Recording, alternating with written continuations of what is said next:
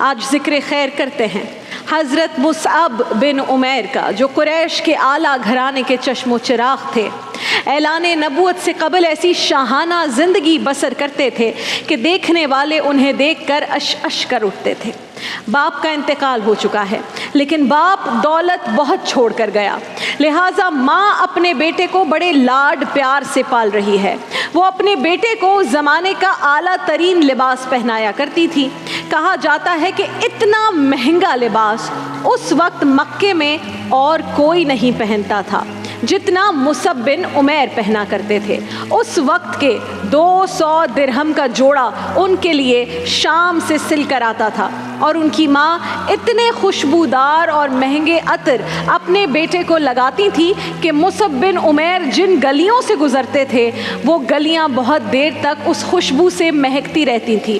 لوگوں کو معلوم ہو جاتا تھا کہ مصعب بن عمیر کا گزر اس گلی سے ہوا ہے۔ لوگ کہتے تھے یہاں سے مصعب گزر کے گیا ہوگا، اس لیے یہ گلی مہک رہی ہے۔ اور جو جوتا پہنتے تھے وہ بھی لوکل نہیں پہنتے تھے، ان کا جوتا بھی یمن سے اسپیشلی ان کے لیے تیار ہو کر آیا کرتا تھا۔ بال بھی آپ کے بڑے خوبصورت تھے، گفتگو کا انداز بھی بڑا دل نشین تھا۔ ان کے جو نوجوان دوست تھے وہ بڑے اشتیاق سے انتظار کیا کرتے تھے کہ ابھی مصعب بن عمیر آئیں گے، وہ باتیں کریں گے اور ہم سنیں گے۔ نوجوان حضرت مصعب بن عمیر کی زندگی یوں ہی رواں دواں تھی کہ یکا یک ان کی زندگی میں ایک انقلاب آ گیا۔ وہ انقلاب کیا تھا؟ وہ انقلاب یہ تھا کہ ہمارے پیارے آقا و مولا صلی اللہ علیہ وآلہ وسلم کی نگاہ ان پر پڑ گئی۔ جب میرے محمد عربی کی نظر ان پر پڑی تو وہ پہلی ہی ملاقات میں رسول اللہ کے غلام ہو گئے۔ بڑا ناز و نام میں پلا ہے، اس رستے کا مسافر کیسے بنے گا؟ یہاں تو مار بھی کہانی پڑتی ہے، خون بھی بہانا پڑتا ہے۔ عرض کیا یا رسول اللہ آپ کلمہ تو پڑھائیں۔ رسول اللہ نے کلمہ پڑھا دیا، وہ دین اسلام میں داخل ہو گئے۔ اصل امتحان اب شروع ہوتا ہے۔ مصعب بن عمیر بہت بہادر تھے، نڈر تھے، کسی سے نہیں ڈرتے تھے، لیکن ایک شخصیت ایسی تھی زندگی میں ان کے جس سے وہ بہت ڈرا کرتے تھے، اور وہ شخصیت تھی ان کی ماں۔ اپنی ماں کے سامنے ان کی آواز نہیں نکلتی تھی۔ ادھر ماں کو خبر پہنچ گئی کہ بیٹا تو کلمہ پڑھ چکا ہے، مسلمان ہو گیا ہے، دین اسلام قبول کر لیا ہے، تو ماں کو بڑا غصہ آیا۔ تمام خاندان والوں کو بڑوں کو جمع کر لیا اور انتظار کرنے لگی کہ آج بیٹا گھر آئے گا تو اس کی خبر لوں گی۔ مصعب بن عمیر جو ہی گھر میں داخل ہوئے تو ماں نے تھپڑوں کی بارش کر دی، لیکن مصعب بن عمیر کے پایا استقلال میں کوئی لغزش نہ آئی۔ جب ماں مار مار کر تھک گئی تو بیٹے کو چچا کے حوالے کر دیا۔ چچا نے انہیں باندھ کر مارنے کا ارادہ کیا تو مصعب بن عمیر کو جلال آ گیا۔ فرمایا جہاں تک ماں کی بات تھی تو میں نے مار کھا لی، لیکن اب اگر مجھے کسی نے ہاتھ بھی لگایا تو میرے ہاتھوں وہ قتل ہو جائے گا۔ ان کا چچا اور وہاں موجود لوگ جانتے تھے کہ مصعب جس چیز کا ارادہ کر لیتا ہے اور جو کہہ دیتا ہے تو کر کے چھوڑتا ہے، تو کسی نے انہیں پھر مارنے کی ہمت نہ کی۔ جب ماں نے دیکھا کہ یہ تو دین اسلام سے پیچھے ہٹ ہی نہیں رہا تو غصے میں کہا کہ اگر تم محمد کے دین کو نہیں چھوڑ سکتے تو پھر اس گھر کو چھوڑ دو۔ بہت بڑا فیصلہ تھا، زندگی کا اہم ترین فیصلہ۔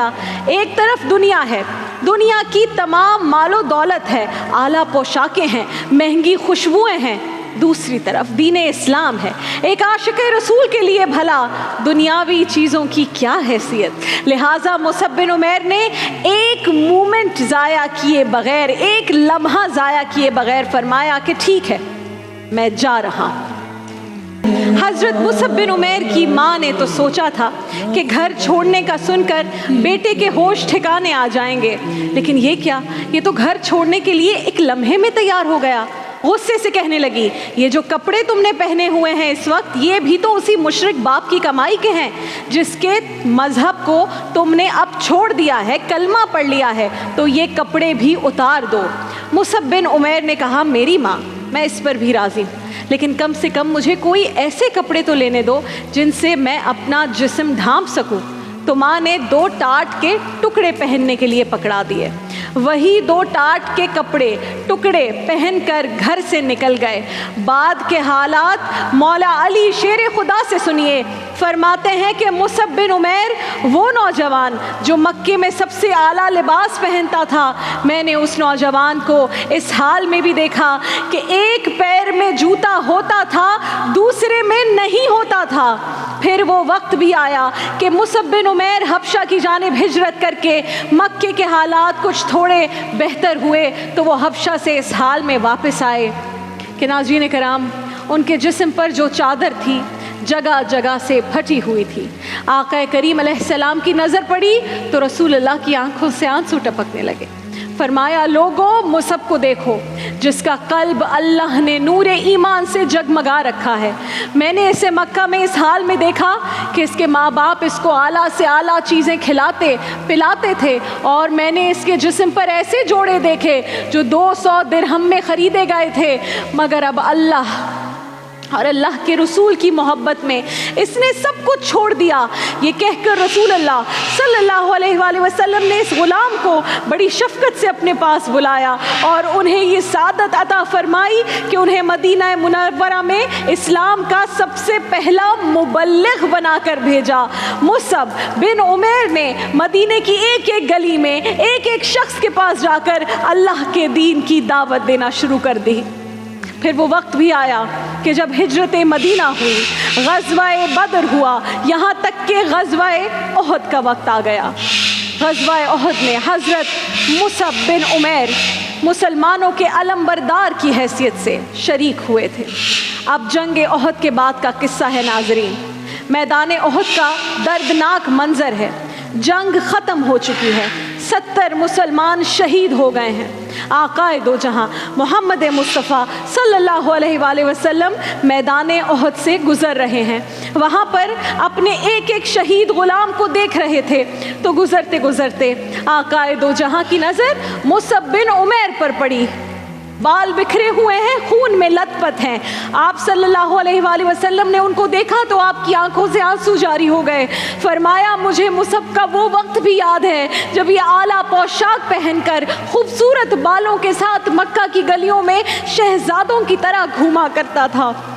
और आज क्या वक्त है कि मेरे मुसअब के कफन के लिए कोई कपड़ा तक मौजूद नहीं। अभी आप ये गुफ्तगू फरमा ही रहे थे कि आपकी फूफी हज़रत सफ़िया रज़ी अल्लाह ताला अन्हा ज़ारो कतार अश्कबार हो गई। भाई सैयदना हमज़ा के जस्ते खाकी के पास तशरीफ़ ले आई और उनके कफन के लिए 2 चादरें भी अपने साथ लेकर आई। रसूल अल्लाह ने फरमाया, मेरे चचा और मेरे मुसअब के लिए अल्लाह ने कफन का इंतज़ाम कर दिया।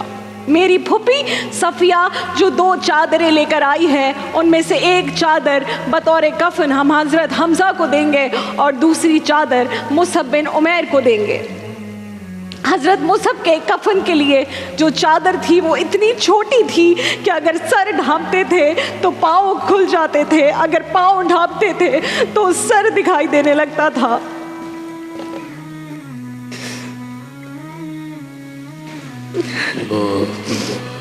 रसूल अल्लाह ने फरमाया, हुजूर ने ये देखा तो फरमाया, चादर से मेरे मुसअब का सर ढांप दो और पैरों पर घास डाल दो। ये दुआ थी और ये था वो आखिरी लिबास जो मोहम्मद के इस सच्चे ग़ुलाम को दुनिया से रुखसत होते हुए मिला।